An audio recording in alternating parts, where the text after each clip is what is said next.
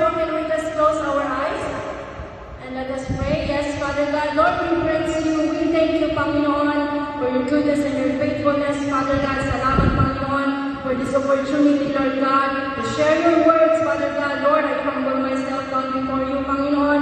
I cannot do anything, Lord God, apart from you. Kaya, Lord, ikaw po ang mangusap, Father God, sa amin, Lord God, sa akin at sa lahat ng Lord God na makakarinig ng salita mo, Panginoon. Ikaw, Lord, yung mag-speak to us, Panginoon. I believe your cross, at ikaw, Lord God, ang manguna, Lord, sa gawain namin na ito, Lord God. Lord, I trust everything unto you, Lord. In Jesus' name I pray. Amen. Amen. So let me start with the question, have you ever met someone na gusto mo meron ka nung meron siya? Nasubukan na po ba natin na gusto natin meron ako nung meron siya?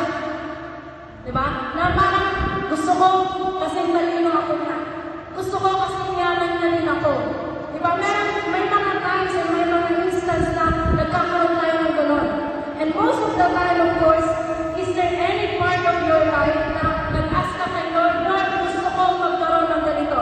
Experience natin yun? Probably. Posibleng hindi.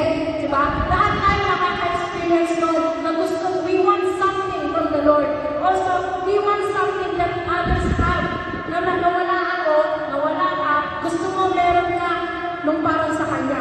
And para sa akin, whenever I saw speakers, preachers, mga servant ni Lord, mga pastor na napaka-anointed magsalita, napakagaling ng wisdom nila na pinapakita, na they are really appointed and anointed by the Lord. Sabi ko, Lord, gusto ko din maging kagaya nila. Lord, gusto ko din maging anointed kagaya nila. Lord, gusto ko din magkaroon ng wisdom kagaya nila. And you know, there is one person and one man in the Bible na nag-ask siya dun sa mentor niya na gusto ko rin magkaroon ng katulad mo. And makikita natin, nasagot kaya yung gusto niya. And makikita rin natin doon kung paano niya nakuha yung kagustuhan niya. Let us open our Bible in 2 Kings. Our text is 2 Kings chapter 2 verses 1 to 14. So medyo mahaba, just bear with me. Chapter 2, 2 Kings chapter 2 verse 1 to 14. Sabi niya dito, verse 1, when the Lord was about to take Elijah up to heaven in a whirlwind, Elijah and Elisha were traveling from Gilgal. And Elijah said to Elisha, stay here, for the Lord has told me to go to Bethel. But Elisha replied, as surely as the Lord lives and you yourself live, I will never leave you. So they went down together to Bethel. Verse 3, the group of prophets from Bethel came to Elisha and asked him, did you know that the Lord is going to take your master away from you today? Of course I know, Elisha answered, but be quiet about it. Then Elijah said to Elisha, stay here, for the Lord has told me to go to Jericho. But Elisha replied again, as surely as the Lord lives and you yourself live, I will never leave you. So they went on together to Jericho. Verse 5, then the group of prophets from Jericho came to Elijah and asked him, did you know that the Lord is going to take your master away from you today? Of course I know, Elisha answered, but be quiet about it. Then Elijah said to Elisha, stay here, for the Lord has told me to go to Jordan. But again Elisha replied, as surely as the Lord lives and you yourself live, I will never leave you. I will never leave you. So they went on together. 50 men from the group of prophets also went and watched from a distance as Elijah and Elisha stopped beside the Jordan River. Then Elijah folded his cloak together and struck the water with it. The river divided, and the two of them went across on dry ground. Verse 9, when they came to the other side, Elijah said to Elisha, tell me, what can I do for you before I am taken away? And Elisha replied, please let me inherit a double share of your spirit and become your successor. You have asked a difficult thing, Elijah replied. If you see me when I am taken from you, then you will get your request. But if not, then you won't. 11. As they were walking along and talking, suddenly a chariot of fire appeared, drawn by horses of fire. It drove in between the two men, separating them.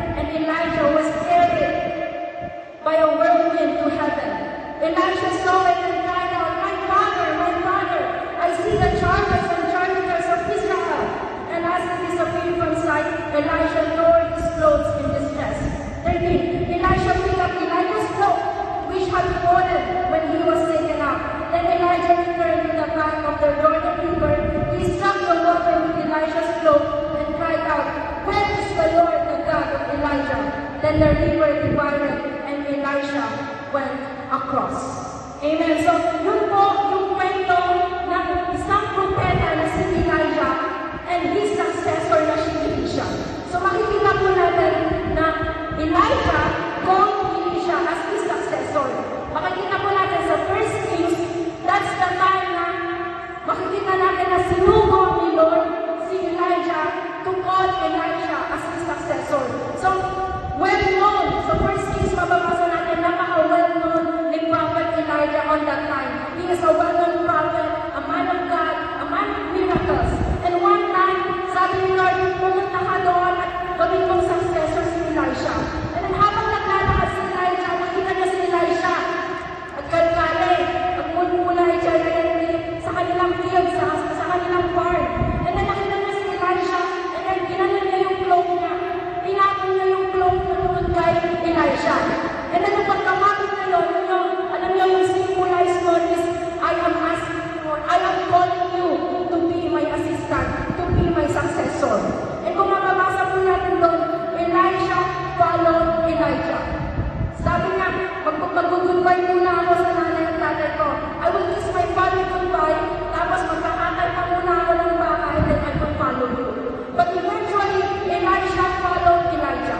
So, sumunod si Elisha kay Elijah. So, ibig sabihin, makikita po natin na when Elisha decided to follow Elijah, he has a goal in mind. Imposible sumunod lang siya kay Elijah na wala siyang goal, tama po? Nakikita niya at kilala niya si Elijah. Kilala si Elijah dun sa lugar na yun.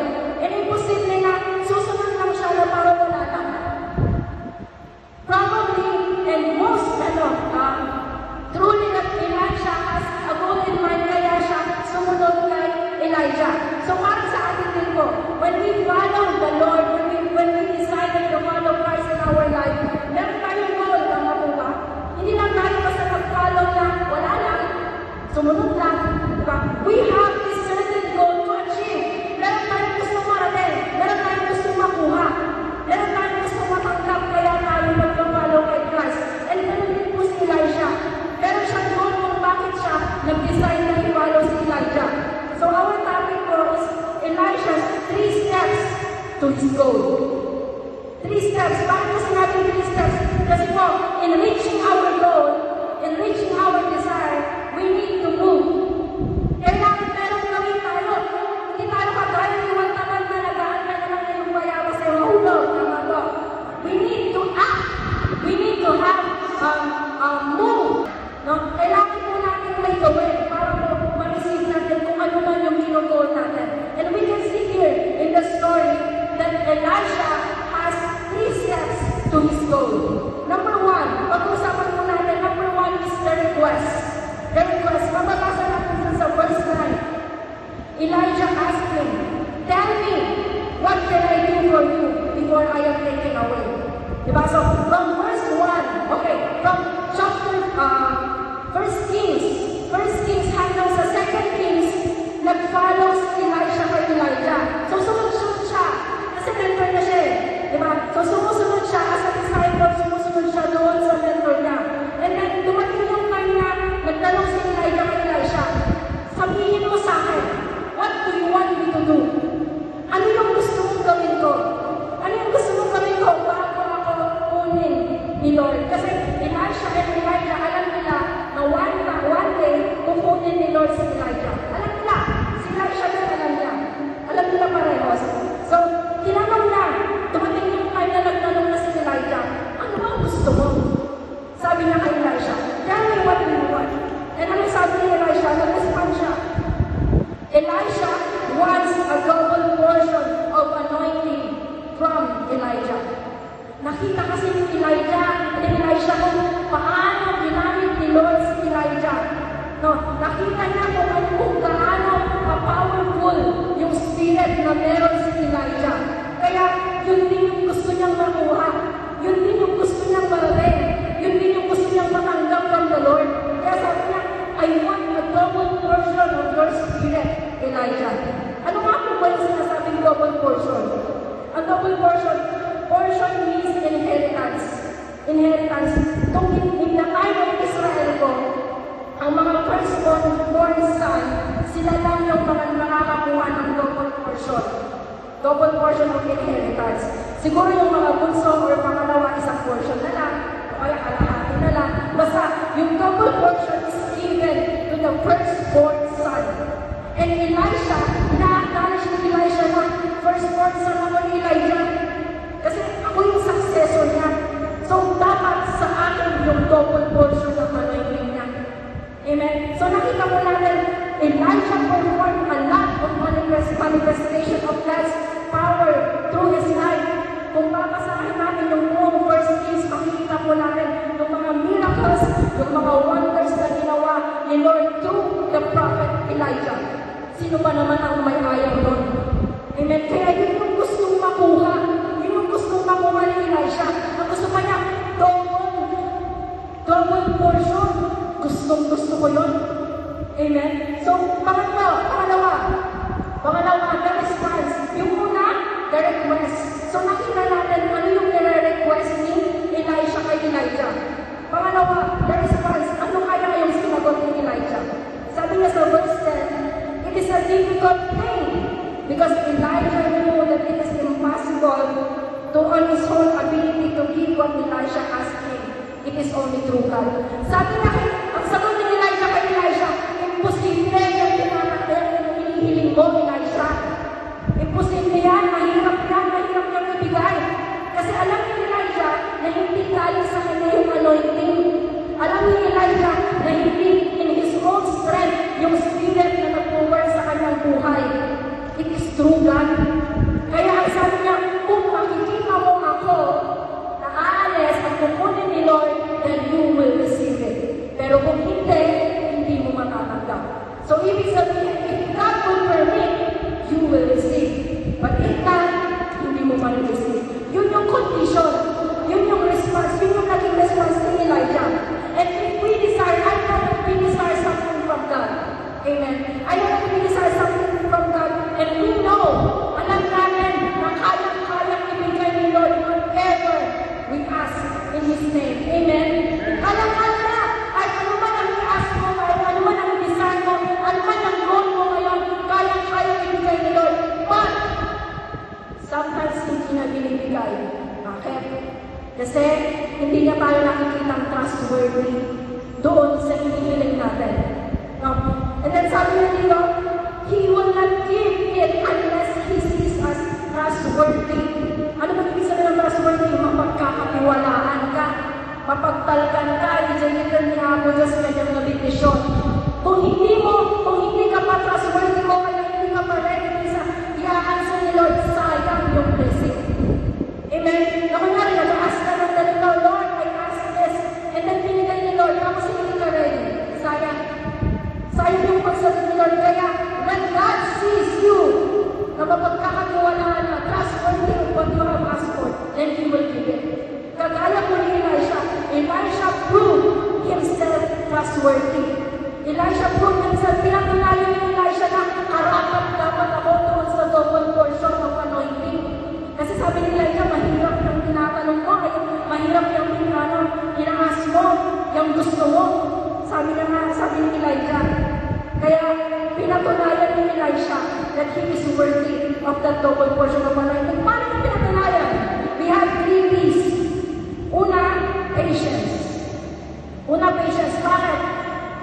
Nung first Kings, na tinawag siya, hanggang nung natanggap na niya doon sa second Kings, there is 7 years span.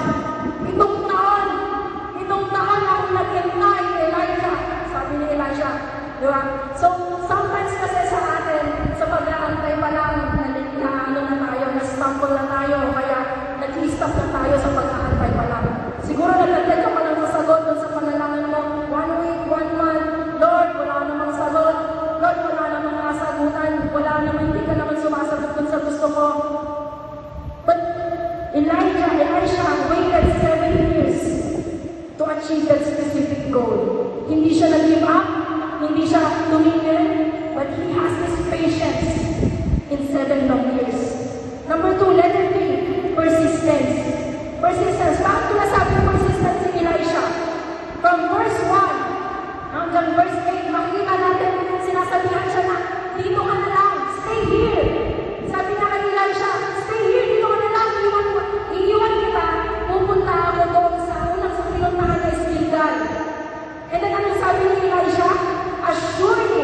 the Lord lives, and you yourself, I will never leave you. Apat na beses sinabi ni Elijah na, diyan ka na lang, dito ka na lang. Pumunta siya sa Bethel, pumunta siya sa Jericho, sabi niya, stay here. Pero anong palaging sagot ni Elisha? As surely as the Lord lives, and you yourself, I will never leave you. Hindi kita iiwan, sabi ni Elisha. So persistent siya. From day one na tinawag siya to be a successor of Elisha. Hanggang doon sa nakuha na niya yung goal niya, naging faithful siya. Persistent yung pagiging faithful niya. Umpisa pa lang from the very beginning hanggang nung nakuha na niya yung goal niya. Number 3P, perseverance. Makikita natin tatlong place yung pinuntahan nila before kinuha si Elijah. Tatlong lugar, Gilgal, Bethel, and Jericho. Tatlong lugar na pwede namang mag-stay na lang si Elijah doon. Diba? Pwede na lang, dito na lang ako. Hirap-hirap na rin sumama sa'yo, Elijah. Diba? Tatlong lugar. Sa tatlong chances na yun, pwede siyang mag-stay na lang. But the hardship, the trials, the challenge, hindi sinumuhan ni Elisha. And then, he persevered. Hindi niya iniwan si Elijah. And the last, number 3, the result. Natanggap kaya ni Elisha? Verse 11, Elisha saw that Elijah was taken by chariots and left his cloak to him. Naiwan yung cloak niya. Makikita natin na nag-start na ng miracle si Elisha. Kung sa verse 19, sabi niya, he also parted the Jordan River. Nagawa na din yung miracle na nagawa ni Elijah. And sa verse 20, yun yung first na miracle na nagawa ni Elisha. No? So, ibig sabihin, that's the proof na na-receive talaga ni Elisha yung double portion of anointing. And all throughout the life of Elisha, makikita naman natin sa 2 Kings, he performed miracles. He performed wonders within. Bakit? Kasi meron siya ng spirit that is at work within him, inside of him. He received that double portion twice. Now, makikita natin kung si Elijah, nag-perform siya 14 miracles recorded in 1 Kings. Si Elisha naman, nag-doble 28 miracles ang nagawa niya doon sa 2 Kings. So, diba, it's just a proof that the double portion of anointing was received by Elisha. And si Elijah, kung mababasa natin, isang tao lang yung nabuhay niya. Patay na nabuhay yung anak ng widow. But Elijah, dalawa. Una, yung anak niya ng widow. Pangalawa, kung mababasa natin sa 2 Kings na kahit yung patay na siya, yung bones niya, nilatag nila doon, yung corpse niya. And then, meron isang patay na rinagay nila doon, nabuhay. Grabe yung anointing. Yung anak, kahit puto-puto na lang si Elisha, nakakabuhay pa siya ng patay. Grabe yung double portion of anointing na na-receive ni Elisha. Because he patiently wait, he persists, and he persevere. Yung patience niya nung nag-aantay, yung persistence niya na hindi siya, na naging faithful siya from the very beginning until end, and nag-persevere siya hanggang makuha niya yung anointing na gusto niya. So, right now, we all have goals in life. Tayo din, may mga goal din tayo. Tayo din, may mga desire din tayo sa buhay. Tayo din, diba, kagaya ni Elisha, we want something. We want something from the Lord. And if we hunger for God to use us like Elisha, God has no limit. Kaya-kaya natin gamitin ka. Kaya-kaya natin gamitin ako. If we just have that hunger and desire, that goal, na, Lord, gamitin mo din ako. Lord, gamitin mo din ako. Kasi we may be limited. Oo, may mga kailangan tayo, may mga weakness tayo, may mga flaws tayo, but our God is limitless. Kaya-kaya ka nang gamitin, kapatid. So, as a testimony in my journey as a Christian life, I always desire for more. Sabi ko, nung nasa Abu Dhabi ako, nung una, first time ko nakaupo lang akong ganyan. Tapos nakikita ko yung mga leaders doon. Lord, gusto ko one day mag-serve din ako kagaya nila.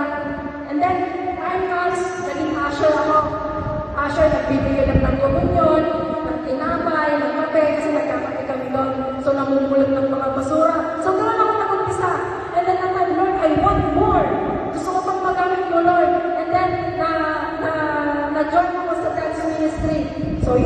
Lord, papagamit ako. Lord, hindi ko alam ba? Lord, gusto ko ba? Then nagamit nila ako, kinuha ako sa media. So nagkaroon ako ng ministry sa media. And then, Lord, gusto ko ba? Alam mo yun, yung gusto mo kasi level up ang pagsaserve mo kay Lord palagi. Ayaw mo lang stable lang. Ayaw mo lang yung pinibigay kay Lord. Dapat the best. Kasi that time, God entrusted me group. So, naging leader po ako ng Cell Group doon.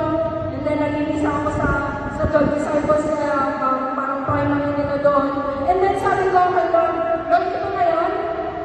Lord, ito na ba yun? Lord, I want something more. What's next? What's next? Ano nang susunod? Pagkatapos ko dito, ano nang susunod? So, we must have that desire, that goal, that hunger and thirst na gusto natin makuha. And no matter what the hindrances and challenges in life, dapat hindi tayo sumusuko. Remember the 3 P's na ginawa ni Elisha para ma-prove na trustworthy siya? Nakarapat dapat ako, Lord. Number 1, ito sabi, patience. Patience. We must have patience in waiting. Number 2, we must be persistent. Dapat persistent ka. Kung gaano ka ka-faithful nung una, ganun ka hanggang sa uli.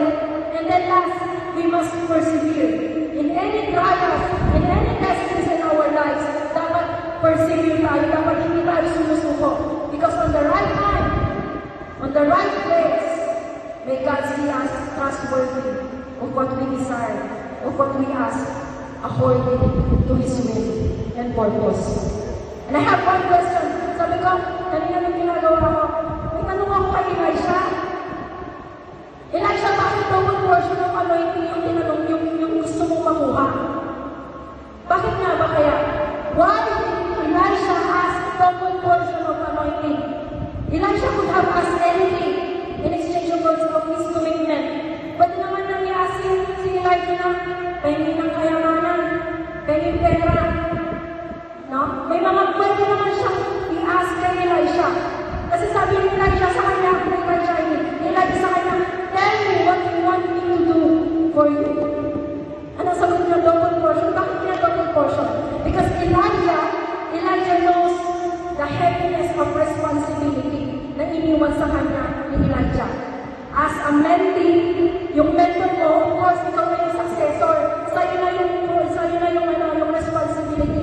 Ikaw na yung susunod doon sa mentor mo. And Elijah knows na hindi niya kaya. Elisha knows na hindi niya kaya yun. Hindi niya kaya yung level na ginawa ni Elijah. Kaya ilas niya double portion para magawa ko yung purpose, para magawa ko, ma-fulfill ko yung calling ni Lord sa buhay ko. Kaya yung ilas ni Elisha, double portion of your anointing. And what about us? Tayo ngayon, what about you? What is your goal? Ano ba yung goal mo? Bakit ka nandito? Ano ba yung goal natin? Bakit tayo nandito sa Bible School? Para lang ba mag-aral? Para lang ba matutong gumawa ng lecture, ng preaching? What is your goal? After this, after ng pag-aaral natin, meron ka bang goal? After this, what do you want the Lord will do sa buhay mo? Anong gusto mong mangyari? Anong gusto mong gawin ni Lord sa buhay mo after this? May goal ka ba? We should have. And if God were to ask you, kung si Lord tatanungin na ngayon, tell me, what do you want? What do you want me to do for you? Kung ikaw ang tatanungin ni Elijah, kung si Lord, si Lord si Elijah ngayon si God is asking you, what do you want me to do for you? Anong sasagot mo kay Lord? What will you answer? 5 times anointing. 5 times anointing. And I will leave this question to you. And I hope that we answer this in our personal devotion this week. It's between you and God.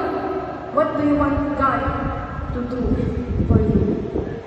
And remember this, if God sees you trustworthy, kung nakikita ka ni Lord na mapagkakatiwalaan, He will eventually give whatever you desire. Can we all stand? And let us pray. Yes, Lord, Father, Lord, you know, Panginoon, the very depths of our hearts, O God. Alam mo yung mga desire ng